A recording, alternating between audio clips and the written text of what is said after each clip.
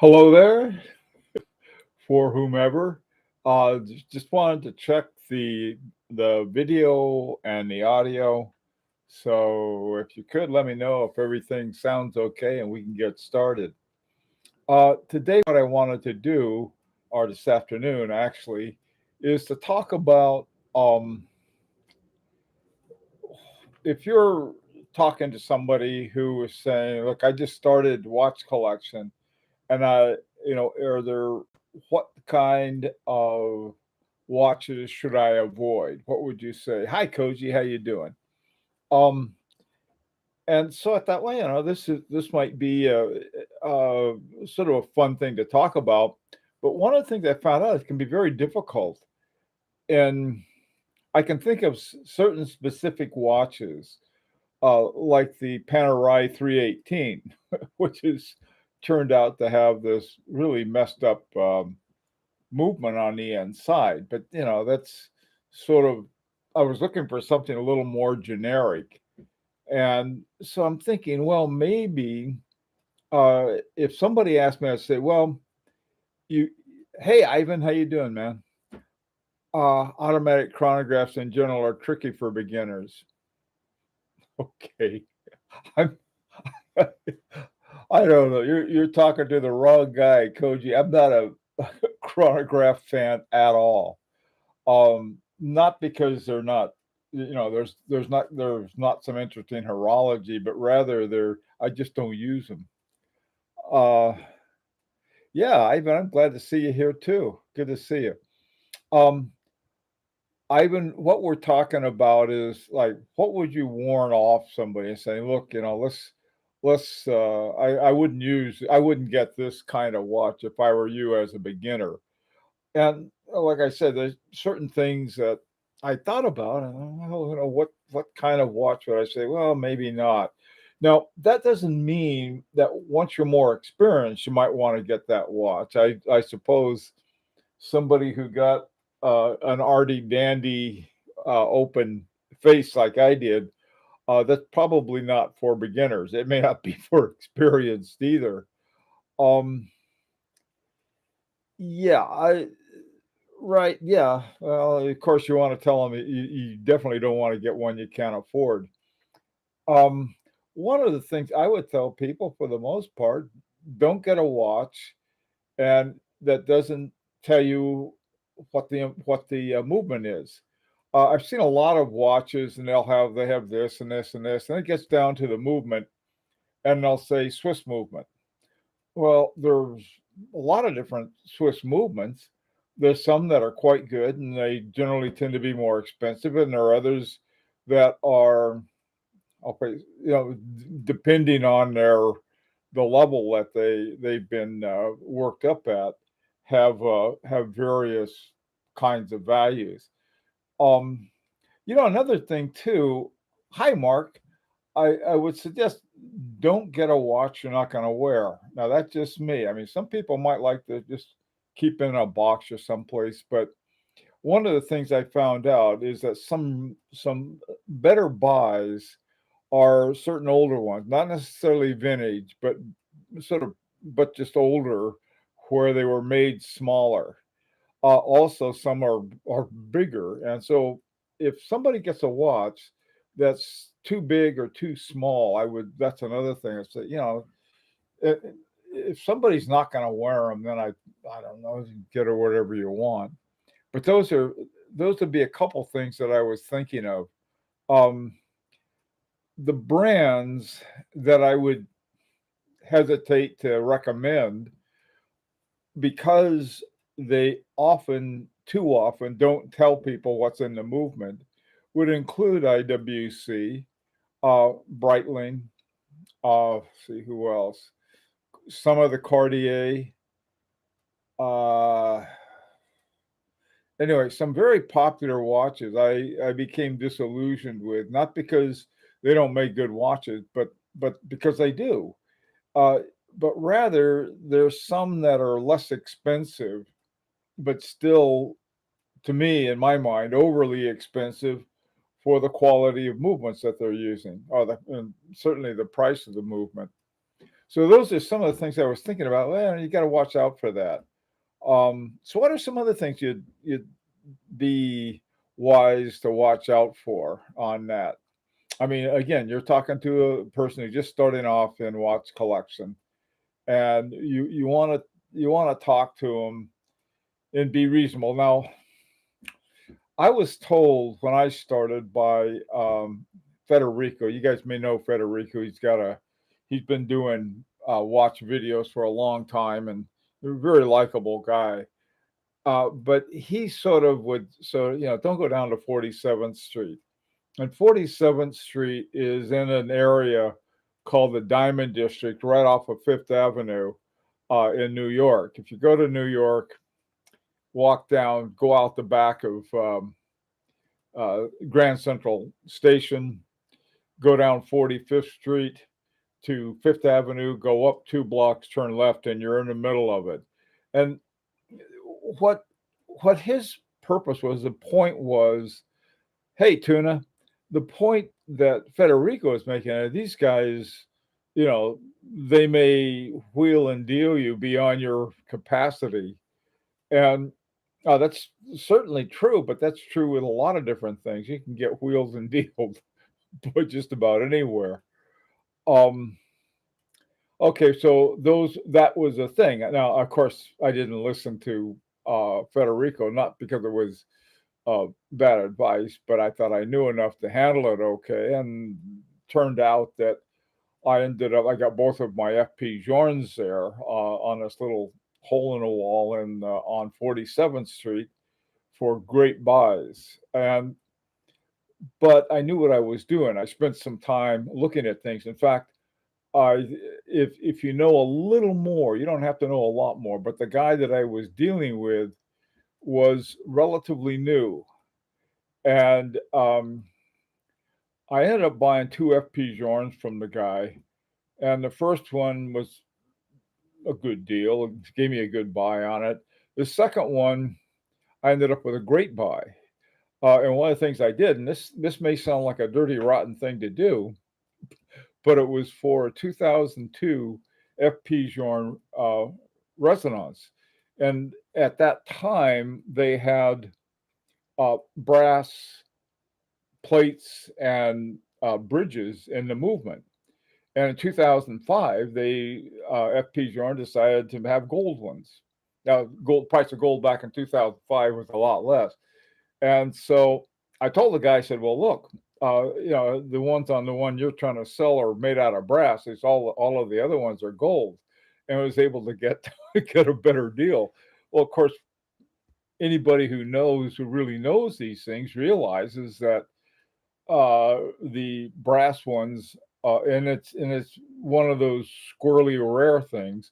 The brass ones are actually worth more because they ended up to be rare.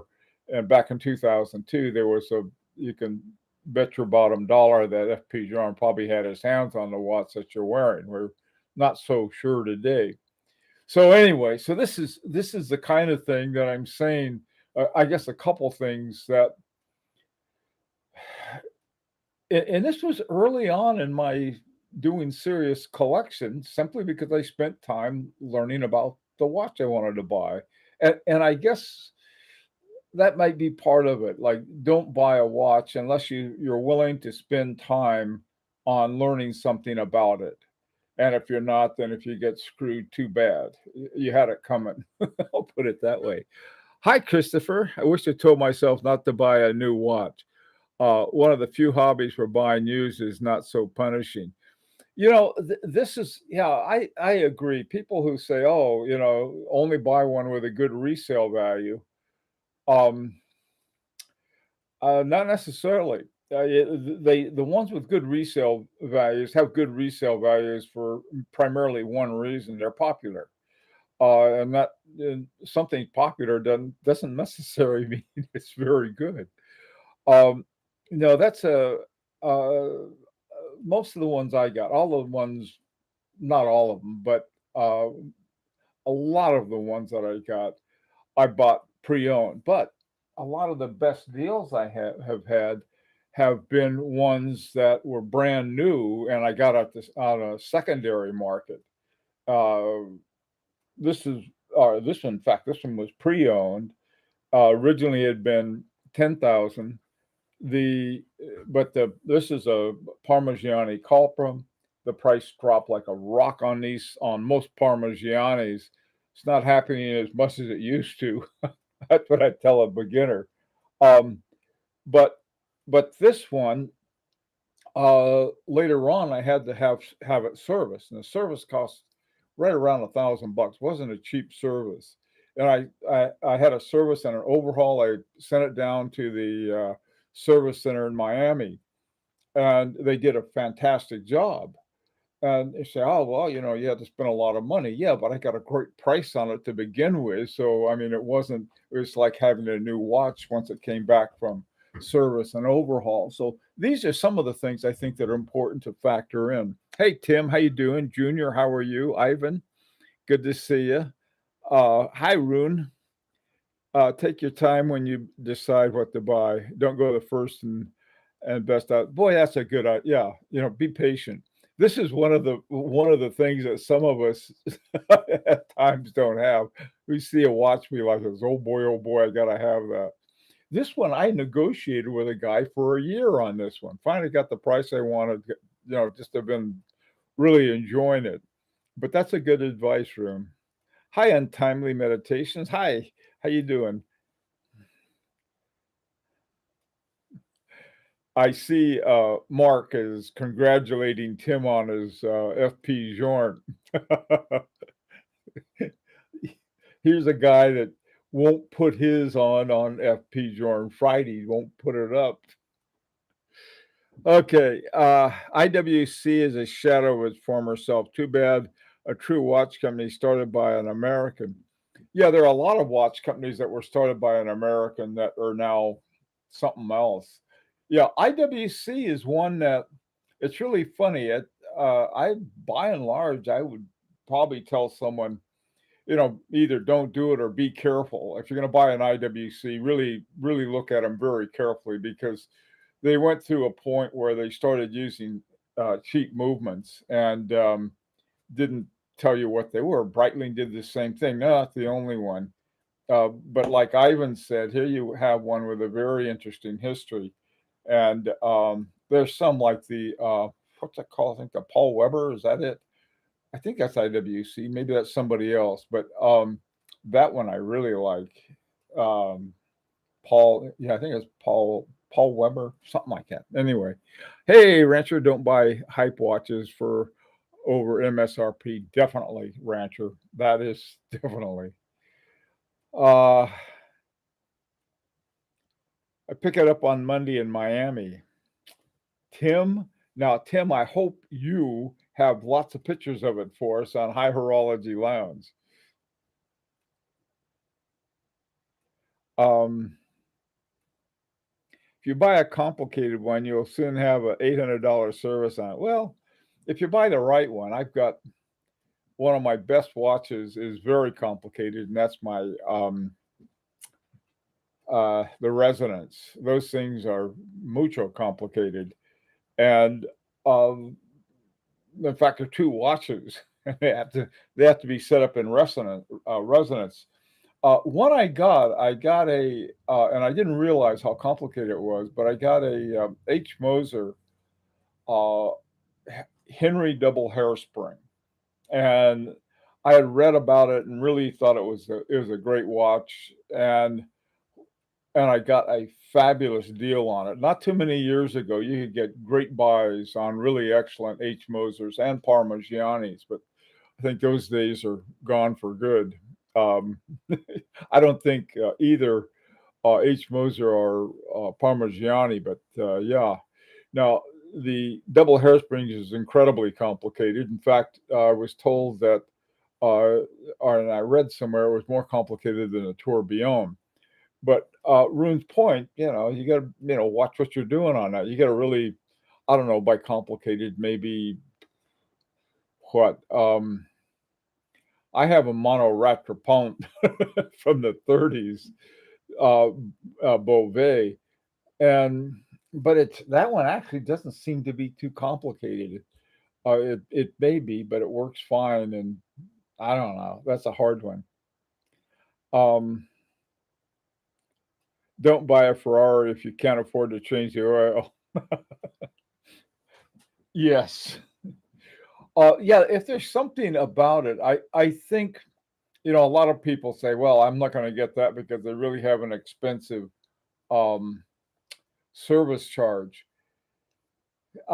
Usually, if you buy a really good watch, you're going to pay a lot for service, relatively speaking.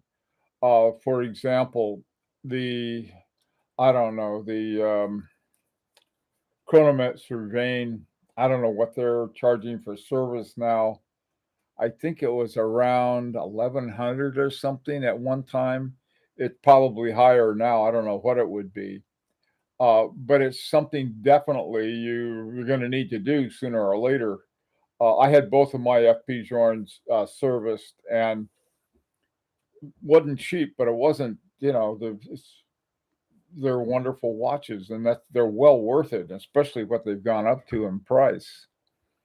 Um, I would advise them against a compromise on an untimely. Be patient and set aside your money for the watch you want. That is a good advice. You get something that's sort of halfway between what you really want, and you can be unhappy with it. Yeah, no, that is. I think that's good advice. Um,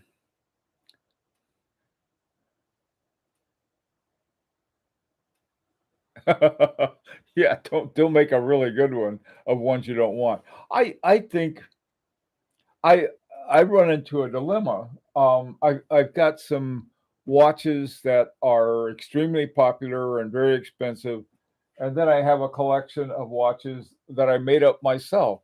This is on a and this is something a great. It turned out to be a great way to save money because these are relatively inexpensive.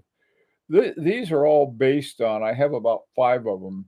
Are based on the Jacquet 736 movement, and so I just thought, well, I like that, And it's a shape movement, and so all of the watches that I have with this movement are either rectangle like this or tonneau, and they're just fun.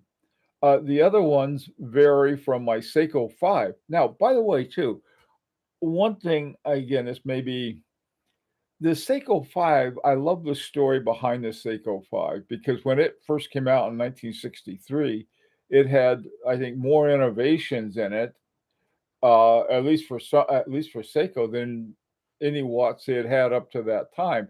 Little things like that make it a lot of fun to have, as opposed to something that doesn't really have a story behind it. I guess if you can find it. Um, Hey, Big Sal, stay away from friends. Yeah, don't trust your friends. They may not be your friends. Big watches from a few years ago, for example, I would think twice about buying a green dial today just because it's in. Yeah, that is, what it's ever in. I happen to like green. Green's my favorite color. I like blue and green dials. Uh, and the thing about it though is that yeah, they may come and go, but if you don't care about what is coming and going and you get what you like, it doesn't really matter if a style is transitory or not. It's style you like, so you could care less. Hi, J man, how you doing? Um, I would also advise to pick up a watch that fits your lifestyle. That's another good point. Um, my lifestyle is the lifestyle of a retired guy, and um so I don't have to worry about wearing a watch to impress the guys at the office because I don't go to an office. And besides, when I was in a university office, you don't have to impress anybody with a watch. You impress them with something else, and that's something else that I think is sort of it's a good piece of advice. Um, yeah, really, the only person you have to have a watch to be fun for is yourself. This my arty dandy, what is it called? The Chaumet Dandy Arty. I probably wouldn't recommend to that for anyone getting started. I mean, that watch is, for it's I love the thing, but you have to know a lot about why you love it or what something about it. Um, Mark says, my advice: if you can't afford the service costs, you're in the wrong hobby. I don't know if you. Whoa, I think, good God, yeah. Um, I would say if you can't afford the service costs, get a second job. No, I used to fly, and when I flew, we had, I mean, every time we turned around, it was something. You know, I forgot. I think it was about $500 a month that we paid before we even flew it to keeping up our bank account that had, oh, we had to make sure that we had enough for our annual service and all of these other things to keep flying safe. And I was thinking in watch collection, yeah. Yeah, you don't wanna I mean, Mark's point, though, is that if you buy a really expensive watch, you can expect an expensive service. Um, that leads to, 2 things, is that know your this is the important thing. Mark, before you bought your FP Journe, did you check and find out what the service cost would be?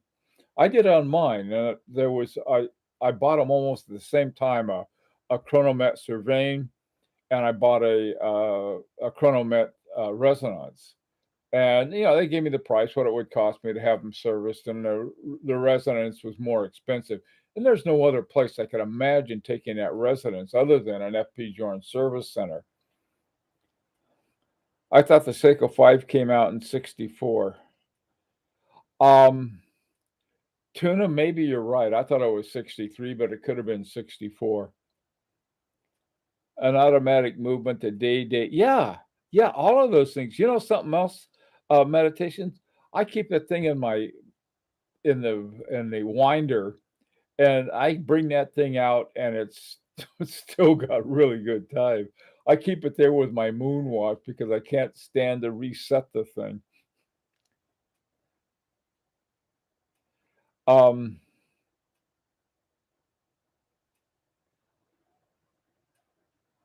yeah, uh, yeah, it's true. About 1,700 now. Is that what it is? Yeah, it was a little.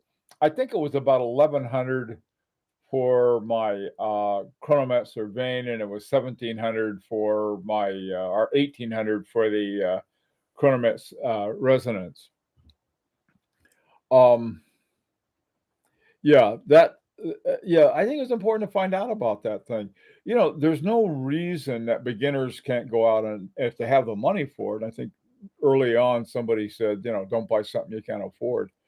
Uh, find out about it. Find out what you enjoy too, I guess. Don't get something you're getting because somebody said, "Oh, you'd really like this," and then you put it on, you look at it, and it's not what you want. If you buy watches, you can service yourself. There's only the cost of tools. Rune, um, I can show you the collection of movements I've broken doing that. Now, fortunately, I only worked on my less expensive, movements and not the watches themselves. Well, I think I got one watch I broke fooling around with it. I would not fool around. I don't care how good of a watchmaker I think I am. One of the big problems, especially with watches like FP Journe and Rolex and some of these others, is you can only get the parts if you're some kind of certified somebody or other. When this one broke, the stem broke. Well, I didn't, where am I going to get another stem? Other watches that I work on, my hobby building watches, yeah, yeah, those are ones I can take apart and put together again. Basically, if you're going to do your own service, you better be able to afford the amount it costs for them to undo it. Uh, don't fixate on in-house. Yeah, I think I agree with that. I think because some of my favorite watches don't have in-house. They'll have. I was looking at a watch today. by Van Cleef and Arpels, a really nice one for not too much in gold. I think part of it was in gold, but it had a Jaeger-LeCoultre movement. Hey, that's that. I'm good with that. Or Vaucheur, or something even fancier than that, like a Agenor. That's one of the things that a group is. This group project that we're working on now is coming pretty much coming to completion, and once it's all paid for and everything, we're going to be looking at other ones. And there's a website, a Facebook site called Pure Horology, and Pure Horology was where we started working on our project.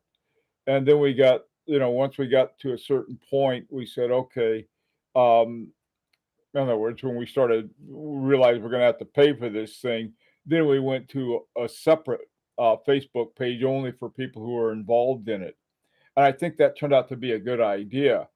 Right now, though, there's some on the Pure Horology page. There are a lot of ideas coming out. One of them is by a movement by Crenode, and the reason Crenode is important. It was Crenode, that particular one. In fact, all of the Crenodes is owned by oh, Francois somebody, I think Mojon, and Mojon is one of the top watchmakers in the world. And this would be, I think, if enough people got them, you can get one of those movements for about $1,000. Now, the thing is, you put that together, and it's not going to be in-house for anybody except for your own watch, I guess. And you can have sort of one of, watched by a world-class watchmaker. Sort of a cool thing. Um, Watching career advice: don't wear a better watch than your boss. Yes, Sal. Definitely don't make them feel like a cheapskate. Rancher, rancher, what a bad boy. Hey Dean, how you doing? I just buy watches that I enjoy. I don't worry about the cost of service most of the time, but I do keep my mind. Yeah, I think there's a certain point where we reach that we think we know enough to stay out of trouble, and we probably do. Things change though. I know, like when I had this one, I never thought I'd have this one serviced for some reason. I got such a good buy on it, and I liked it so much. I thought nothing could ever go wrong with it. And when it broke, um, I didn't hesitate to send it in to have it fixed, and they did more than fix it. That was the thing. It really had needed a service for a long time.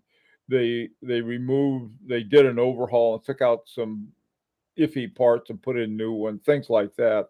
And it's like having a brand new watch. That's another thing too. And this goes for you guys who have your FP Journes. Um, I know that um, Mark and Tim got new ones. Both of the ones I got were pre-owned with I had no idea what their service history was or anything. And so when I sent them in, this is back in 2017, for service, I also had them overhauled. And that way it's sort of like you can sort of put a time zero on it, and so I can count from 2017 and know how much when was the last service that I had. And I think those things are important. Okay. Hi, Theo. How you doing? Opinion on early Parmigiani chrono with Zenith movement. Well, Parmigiani, I don't know of the chrono you're talking about with the Zenith movement. They probably what they had an El Primero, Theo. Uh, I would that would be great. I have a Daniel Roth with a movement by an El Primero movement. I love it. And I don't like chronographs too much. Well, it's one of the few I have. I think I have two chronographs. But that is, those are the kind of questions. Some they were saying, or what about the Daytona? I think didn't the Daytona have an El Primero or something like that in it at one time? And I don't know that the one they have now is any better or worse than the El Primero they had. Yeah, those things. I think if a good movement is a good movement, doesn't matter what kind of watch they put it in. Uh, I mean, because essentially what you're talking about is a movement. Then you got a case and a dial and a couple hands, maybe more. But if you have the good movement, the rest should follow.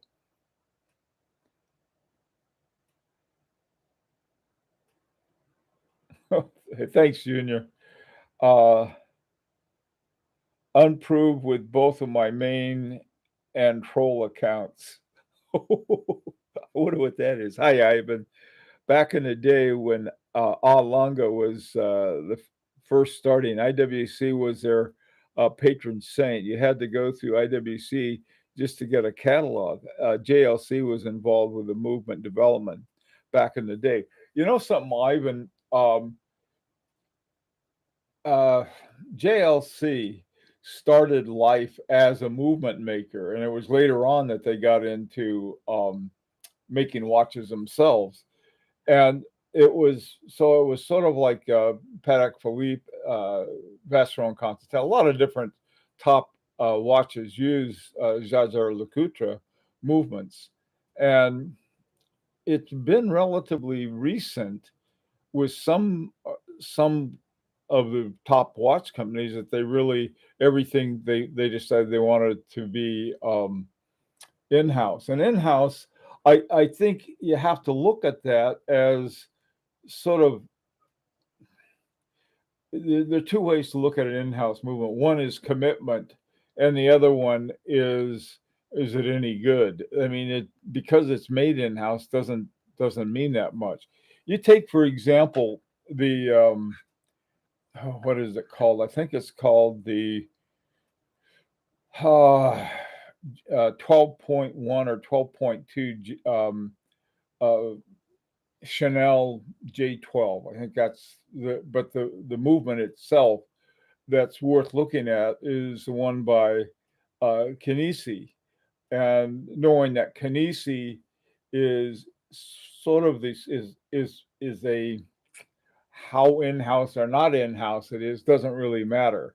Is it a good movement? Tudor is a part owner of it, and so is Chanel, and they're working in a building on land owned by Rolex. So that's sort of like, well, that's sort of interesting. I wonder what's going to come of that. Just like I keep wondering one of these days, and I hope they have a big announcement for it, is that Tag Heuer is going to have a brand new movement by Carol Forestier Casapi, who made all of these great movements for Cartier before she left. And these kinds of things, I haven't heard hide nor hair of that for years. I kept thinking that sort of like Lucy in the football, that Tag Heuer was going to have their own movement, and then I kept looking it up, and well, it wasn't quite their own movement. It's sort of like Lucy pulling the football back. But I think now Lucy's running the place. Okay. The Blumen family, there you go. The very first generation of Longa movements were based on JLC gear trains, and the tourbillon Polymer was built by Renault at Papi. Very nice. Hey, Theo. I was talking about Parmigiani Toric Chrono, the one Prince declares wearing. Prince Charles is wearing.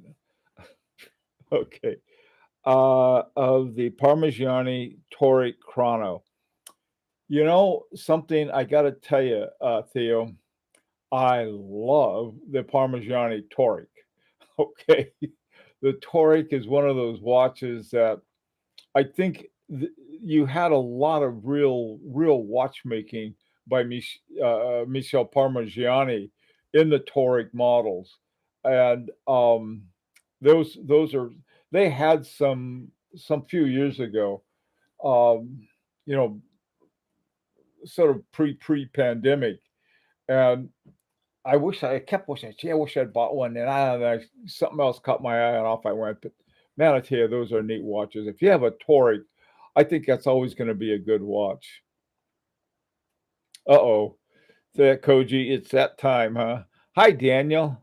Is the H. Moser Mayu from the early days still worth it for the current market price? You know,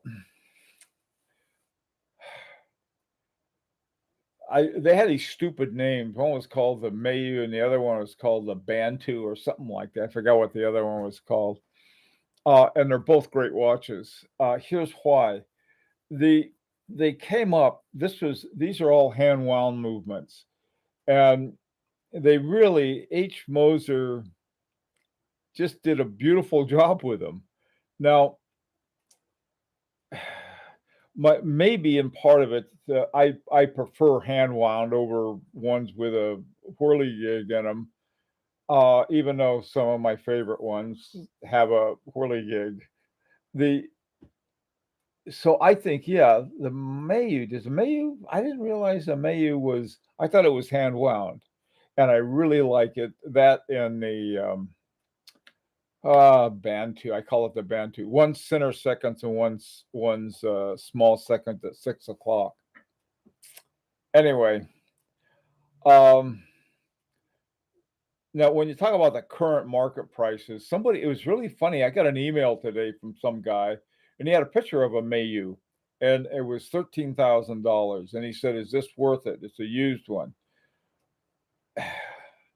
I think it's a really excellent watch. Okay, I don't know, the going price of it is higher than it was previously when I got mine. I got mine from a place I later found out was hanging on by its fingernails for survival, and I ended up with a great price on a, wasn't called an, it's an Endeavor Center Seconds. Forgot what the original name was, but those are great watches, and they're 1.5 hertz, which not 1.5 hertz, but 2.5 hertz, 18,000 VPH. Wonderful, wonderful watches. They really are great, and yeah, that's been my experience with them. Oh, hey Todd, I just picked up a serviced Mont Blanc Nicholas Richelieu mono pusher chronograph with GMT function. Incredible horology for the price. You know, Todd, that Nicholas Risek, I can't say it correctly. I knew one guy who had him, just loved him. Really had nothing but good things to say about him. I don't know that much about them, but I do remember is that among the Mont Blanc, that was one of the better ones.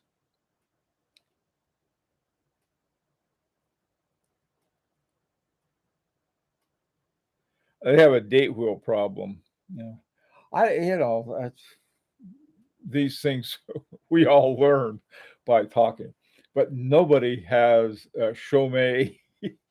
I can't. It's really funny talking about a watch I like so much uh, that I wouldn't recommend. I was don't buy this. This is a wonderful watch for for a crazy person like me, and because it has that uh, Agenhor uh, complication in it with a double Agonese wheels, just knocks me out. I roll on the floor like a cat with that thing. I like it so much. I mean, a patent leather. Who has a watch with a patent leather um, bracelet? I don't know. Minerva movement. Those are nice. Yeah. Okay, guys. Listen. I gotta go. I want to thank everybody for putting up with me today. Little and if you didn't recognize me from this morning, it's because I got a haircut. I think it looked like a sheep shearing after I was finished. Oh, Otis in NBC. I don't know that much about stoas. Anybody who does can speak up. Hey, Steve, there you are. Okay, everyone, take care, be careful, and hasta la vista.